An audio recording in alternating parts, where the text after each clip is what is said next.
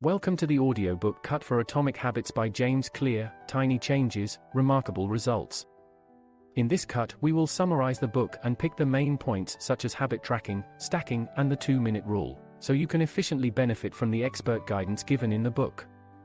The book cover jacket for this bestseller states, "These small changes will have a transformative effect on your career, your relationships, and your life." Sounds good?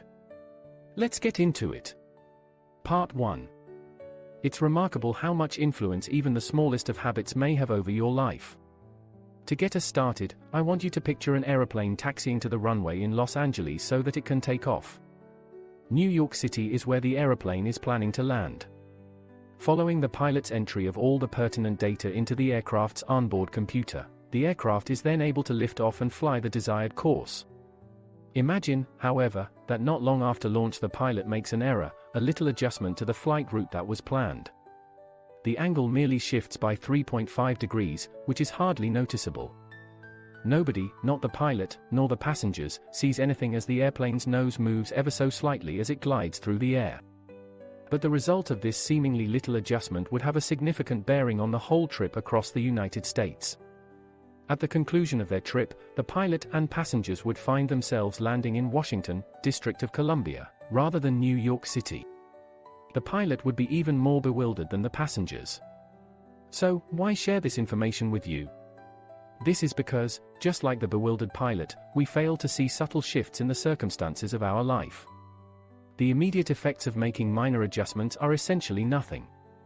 Even if you go for a jog that lasts for 20 minutes today when you are out of shape, you will still be out of shape tomorrow. Even if you eat a pizza large enough for a family for supper, it won't cause you to gain weight overnight. But if we keep doing these seemingly little things day after day, the choices we make will eventually add up to significant outcomes. If you eat pizza every day for a year, you will most likely have acquired a significant amount of weight at the end of the year. If you run for 20 minutes every day, you will gradually get leaner and more fit, even if you won't be able to detect any changes taking place in your body. The most important takeaway from this is probably already clear to you, and that is that seemingly insignificant habits may have a surprisingly significant influence on your life, even if you do not always see these changes taking place in real time. After some time has passed, only then will you start to see the effects of your habits. Now, we are aware that it is possible to be disheartened when you do not see the results of your work. If this is something that is happening to you, if you are feeling disheartened by the lack of quick positive change, then it is crucial to attempt to concentrate on the trajectory you are on rather than the outcomes you are currently getting. Consider for a moment that you have a limited amount of cash in the bank. However, you are putting something aside every month. It's possible that your present results aren't all that impressive, especially considering how meager your nest egg currently is. You, on the other hand, can be certain that the path you are on is the correct one. If you keep moving in this route, you will see a significant difference in a few months or a few years' time, depending on which you choose. When you get discouraged because it seems like you're not making any progress, remind yourself that you're really doing the correct things and that you're on the right path. But how exactly do you put yourself on the path that will lead to success? You will need to cultivate particular habits. The formation of habits involves the acquisition of automatic behaviors from previous experience. When you come into a room that is dark, your first inclination is to reach for the light switch rather than to think about what you should do next. The act of reaching for a light switch is a habit, which may be defined as a pattern of behavior that has been performed so often that it is now performed without conscious thought. This kind of routine permeates every aspect of our life, from the act of brushing our teeth to the way we drive our cars. They possess a tremendous amount of power. But how do they come into being? A psychologist by the name of Edward Thorndike attempted to find the solution to this issue in the 19th century. The first thing he did was put a few cats into a black box. After that, he timed how long it took them to escape. To begin, the behavior of each cat when put within the box was just what one would anticipate it to be. It searched fruitlessly for a method to get out from there. It probed the edges with its nose and paws, and it scratched the walls with its claws. In due time, the cat would discover a lever that, when pulled, would release a door and allow it to flee the room. Thorndike then repeated the experiment by placing the cats that had previously been successful in escaping back inside the box, and observing the results. And what exactly did he uncover? Each cat eventually figured out the trick after being placed in the box a few times. The cats did not waste time scurrying about, rather, they headed right for the lever. After 20 or 30 tries, the typical domestic cat will finally escape in about 6 seconds. In other words, the procedure of exiting the box had become a habit for the cats. Thorndike had made an important discovery as a result of his experiment. He found that behaviors that result in pleasing results, in this instance obtaining freedom, tend to be repeated to the point where they become automatic. In the decades that have passed since Thorndike's experiment, several new insights about routines have come to light. Now that we know more, we can identify 4 separate components that make up habits. To begin, there is the CUE, also known as a trigger, to act. You are given a prompt to do an activity that will enable you to see when you enter a room that is dark. The next step is a craving for a transition, in this example, away from the darkness to the light. After that follows a response also known as an action, which is turning the light switch on. The reward is the very last stage of the procedure and the goal of every habit. In this instance, the light brings about a sense of relief and comfort in being able to see your surroundings. The same pattern underlies each and every habit. Do you have a cup of coffee first thing in the morning? The moment you open your eyes is the cue that sets off a craving to feel aware and fully awake. The response is that you force yourself out of bed and prepare some coffee. The reward is feeling fully alert and prepared to take on the challenges of the day. Now that you have a general understanding of how habits operate, let's take a look at how you may cultivate positive habits that can bring about positive changes in your life. Developing new patterns of behavior entails having a game plan and using indicators that are difficult to ignore. The formation of habits has just been brought to our attention. Let us review this in a nutshell. A cue is a trigger that encourages you to act, a craving is a want that you want to attain, a response is the action of the habit itself, and a reward is the happy feeling that you receive from completing the habit. These 4 components make up a habit: cue, craving, response, and reward. As soon as you understand how they function, you will be able to begin to hack the process of habit formation in order to make healthy, useful routines more permanent. Let's assume you absolutely cannot wait to start playing the guitar. You have your instrument, and you learn the fundamentals, but you're having trouble keeping up with your practice schedule. Every morning when you wake up, you promise yourself that you'll take up your guitar later in the day, but by the time the sun sets, you realize that you haven't even touched it once. You may put your newfound knowledge to good use now that you are aware of the components that contribute to the formation of habits. In this scenario, you want to make it impossible to miss the prompt to take up your instrument. Keep your guitar out in the open and in plain sight by putting it in the center of the living room rather of hiding it away in a closet, or tucking it away in a corner of the spare room. It will be much simpler for you to transform your desire to practice into a habit if you make your cue apparent and impossible to ignore. If you want to refine your triggers even more, you can use something that is known as implementation intentions.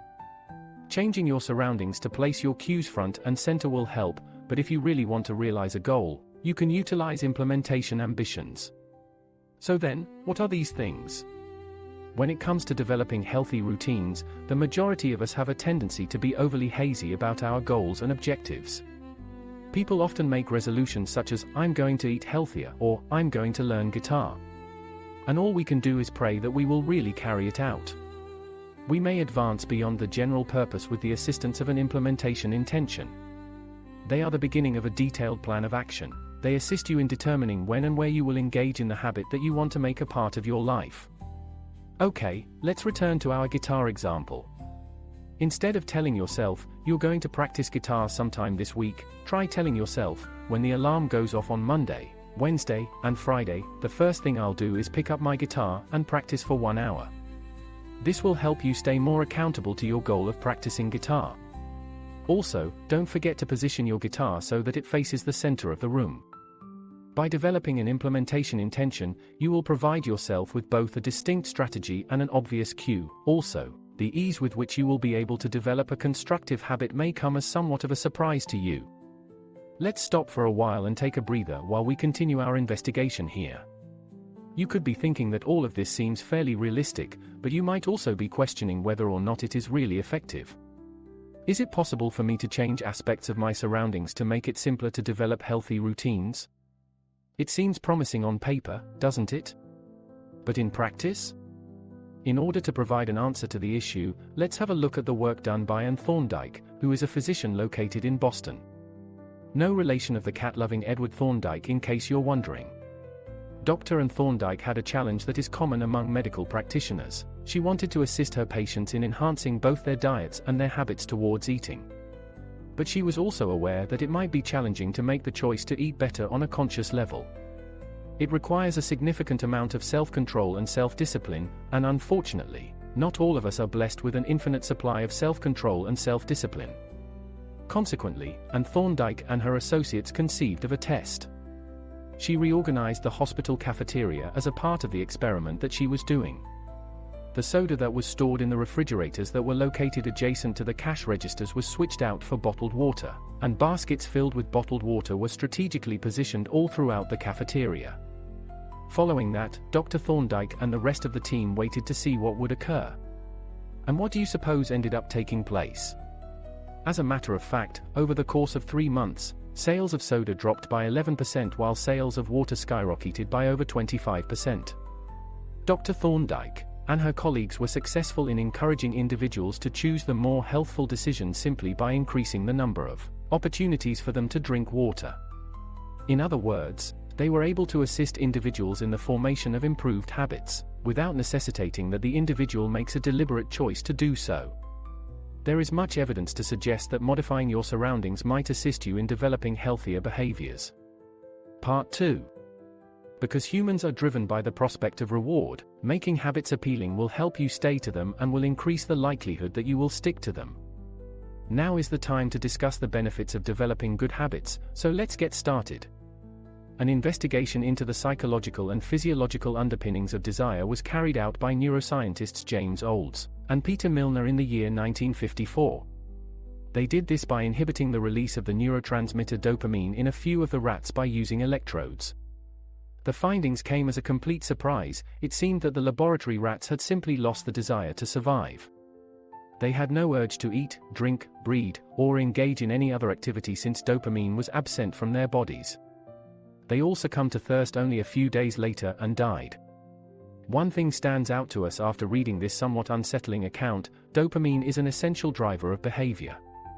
When we engage in behaviors that are advantageous to our continued existence, such as eating, drinking, or having sex, dopamine is produced, and we experience a pleasant sense of well-being as a result.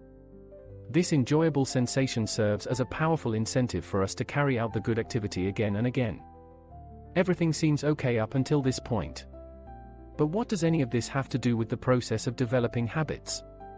Doing the action that gives us pleasure is not strictly necessary in order to experience the effects of dopamine. It is not even necessary to actually carry out the joyful activity for the brain to start releasing dopamine. Within the framework of the brain's reward system, having a desire for something is on par with actually obtaining it. The good news is that we can use this to our advantage. If we transform the process of forming our new routine into something that we look forward to, we will be far more likely to carry it out and make it a permanent part of our lives. We'd want to explain the notion of temptation bundling to you at this point in the conversation. When you engage in temptation bundling, you combine a behavior that you consider to be vital, but undesirable with another behavior that you engage in because you find it enticing. When forming a new routine, you may put dopamine to work for you in this way to maximize your chances of success. Take for example the instance of Ronan Byrne, an Irish student who is majoring in engineering. Ronan was well aware that he needed to do more exercise, but he found that his workouts provided him with very little pleasure. Having said that, he did take pleasure in watching Netflix. Therefore, Ronan modified a stationary bicycle. He then connected the bike to his laptop, and built some programming that would only enable Netflix to run if he reached a specific speed when he was pedaling. The unpleasant task of working out was turned into something he looked forward to by associating it with an activity that he was already inclined to engage in. To implement this into your own life, you do not need to devise some elaborate machine that combines watching Netflix with exercising on a stationary cycle. There are methods that are less complicated than this one. For instance, if you know you need to exercise but also want to stay up to date on the most recent A-list rumors, you may make it a point to read magazines only while you're at the gym. Or, if you want to watch sports but have to make sales calls, promise yourself a half hour of ESPN after you speak to your 10th prospect. This will allow you to satisfy both your needs. Simply find a method to make those unappealing but vital jobs enjoyable, and you'll be able to ride a wave of dopamine, while also building beneficial habits. If you want to create a new habit, you should make that habit as simple to incorporate into your life as you possibly can. Adding some fun to a routine is a tried and true method for ensuring its continued success. Making the process of forming habits easier for ourselves is another way we might hack it. Our lives are dominated by behaviors that are easy. We waste time by mindlessly scrolling through social media or eating our way through a bag of potato chips, since these are both simple activities. On the other hand, doing 100 push-ups or learning Mandarin are both activities that are rather challenging and need a significant amount of work. Because of this, neither one of us feels particularly attracted to engaging in strenuous physical activity, or learning a new language in our leisure time. If we make the actions that we want to see more of in our lives as simple as we can, we will have a better chance of turning them into a habit. The good news is that there are a number of different methods in which we can make this happen. The first method is to lessen the amount of friction. James Clear has never been very good at sending out birthday and holiday cards. However, his wife never misses an opportunity to send a card. And there is a perfectly reasonable explanation for this. At home, she has a box of greeting cards that are already arranged in accordance with the occasion. By doing just a little amount of preparation ahead of time, it will be much simpler for you to convey your sympathies, congrats, or anything else may be appropriate. When someone she knows gets married or starts a new job, she does not have to go out and get a card to congratulate them. As a result, there is less friction involved in sending a card. The action of friction may go in either direction. You can eliminate a poor habit by increasing the friction in your environment, but if you want to develop a positive behavior into a habit, you may lessen the friction in your environment first. Therefore, if you want to spend less time in front of the television, you should disconnect it and remove the batteries from the remote control. This will provide sufficient friction to guarantee that you only watch when you have a genuine desire to do so. That would be friction, then. The so-called 2-minute rule is the second strategy for simplifying the maintenance of a habit throughout the course of its lifetime. Any new endeavor may be made to seem more doable by using this strategy. The fundamental idea is that any pattern of behavior may be condensed into a habit that can be performed in under 2 minutes. Do not make the commitment to read one book each week if you want to increase the amount of reading you do. Instead, make it a routine to read 2 pages every night before bed. Alternately, if your goal is to complete a marathon, you should make it a habit to put on your running clothes immediately after each workday. The 2-minute rule is a method for developing readily attainable habits, which are small successes that may pave the way to more significant achievements. After lacing up your running shoes and giving them a little tug, you'll almost certainly go for a run. After you've read the first 2 pages, you'll probably keep going. The first and most critical step towards doing anything is to just get started. It is crucial to successful behavior modification to make any changes to your routine such that they are instantly pleasing. Now it brings us that much closer to the conclusion. But before we wrap this up, we want to share with you a tale, the story of Stephen Luby, a public health researcher who achieved a lot of success in his career. During the 1990s, Luby had a job in a district of Karachi, Pakistan, and he was quite skilled in his field. A staggering 52% fewer youngsters in the area suffered from diarrhea as a direct result of his efforts. In addition to this, he reduced the incidence of pneumonia by 48% and the rate of skin infections by 35%. So, what exactly was his hidden agenda? Nice soap. Nice soap was the driving force behind many of Luby's significant contributions to the field of public health.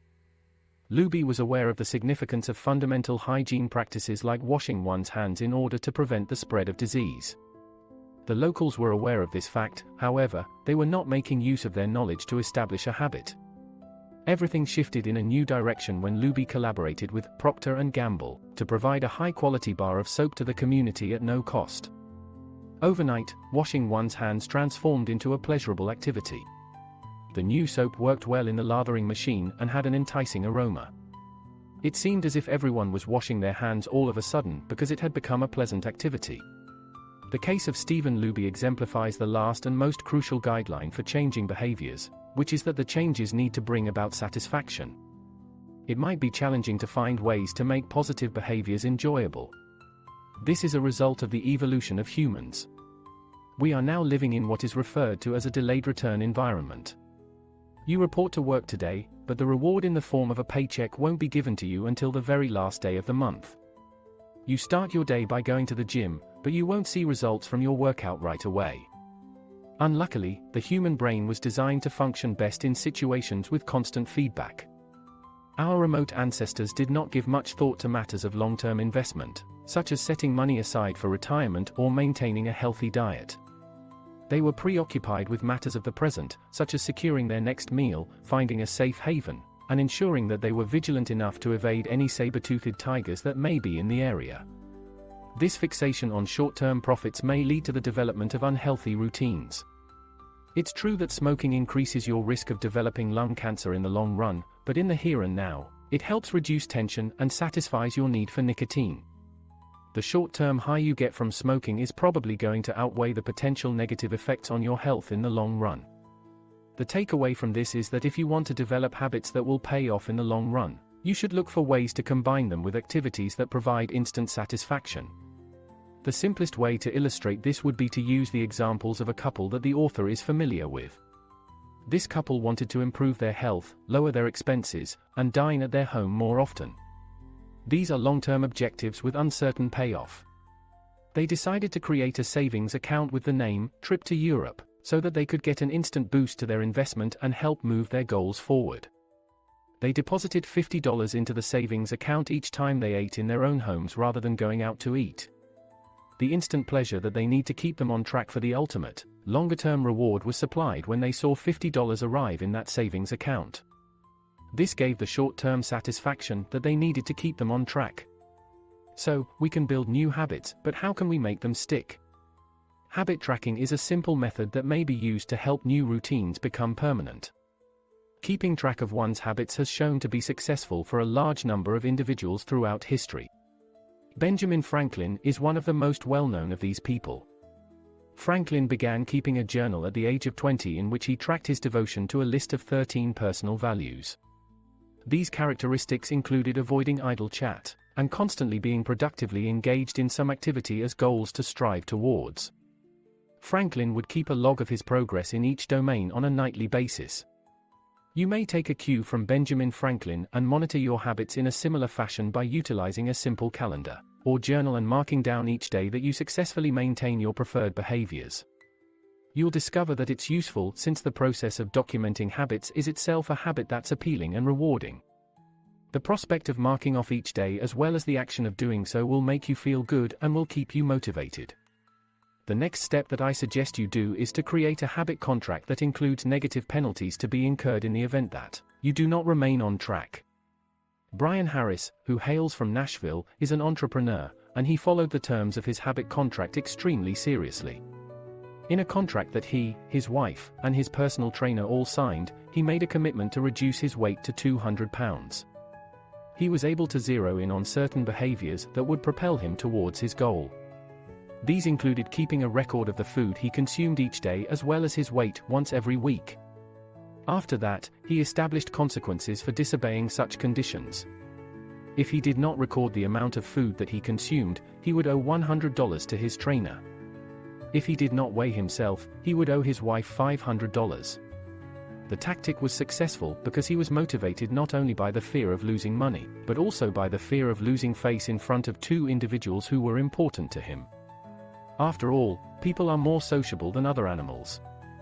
We are sensitive to the judgments of people who are close to us, and the mere awareness that someone is keeping an eye on us may be an extremely effective spur to action. Why not make a deal with yourself to form healthier habits? You should think about making a promise to your significant other, your closest friend, or one of your colleagues, even if it won't be as specific as the one Brian Harris made. You will be far more likely to maintain your routines if you come to an agreement on a set of penalties to face in the event that you fail to follow through. And as we've seen, maintaining healthy habits, no matter how little it may seem at first, is a proven method to accomplish significant goals in life. A little adjustment in how you behave will not cause a dramatic shift in your life right away. But if you make that action into a habit that you carry out on a daily basis, it will unquestionably lead to significant changes in your life. To transform your life, you do not